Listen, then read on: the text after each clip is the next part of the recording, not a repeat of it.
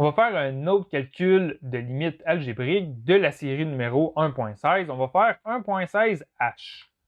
En 1.16h, on veut calculer la limite lorsque x tend vers 1 de la fonction x carré divisé par x moins 1.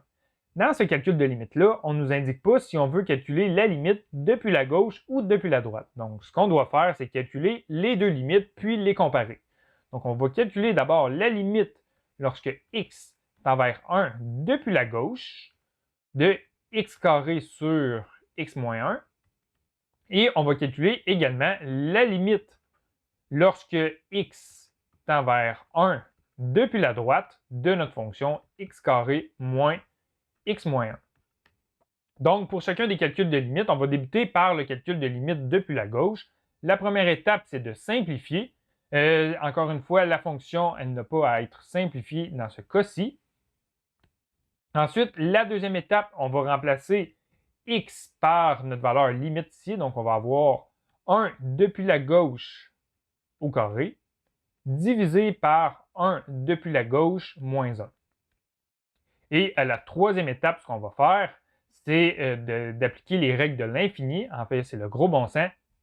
Donc, si on a une valeur un peu plus petite que 1, donc on est à 0,999999, quand on va le mettre au carré, ce qu'on va obtenir, ça va être 1, mais encore une fois, ça va être une valeur un peu plus petite que 1. On va avoir 0,999999.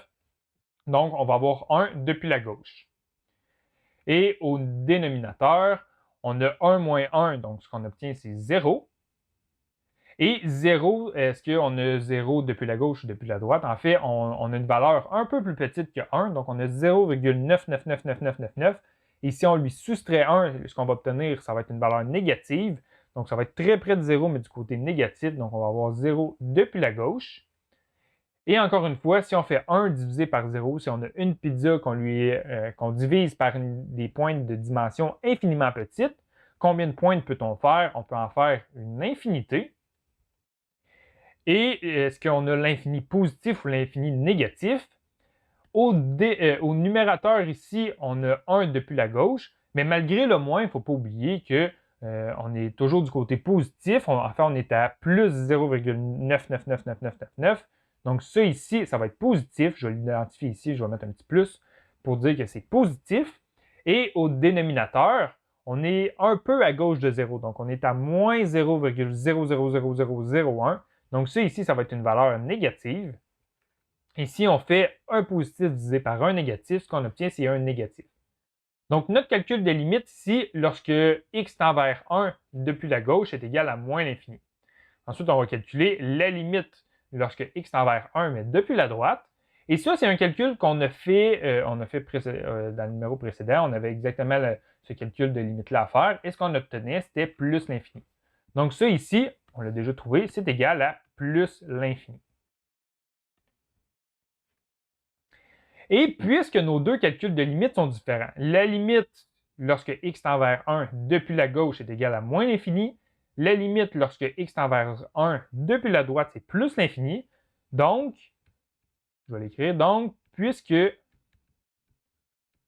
la limite de notre fonction f de x lorsque x tend vers 1 depuis la gauche, ça nous donne un résultat différent du calcul de limite de notre fonction f de x lorsque x tend vers 1 depuis la droite, alors notre calcul de limite n'existe pas. Donc, ce qu'on va écrire, c'est la limite lorsque x tend vers 1 de notre fonction f de x.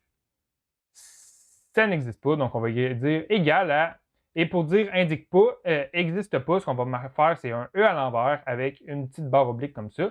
Donc, puisque notre calcul de limite depuis la gauche nous donne un résultat différent du calcul de limite depuis la droite, on en conclut que notre limite lorsque x tend vers 1 n'existe pas.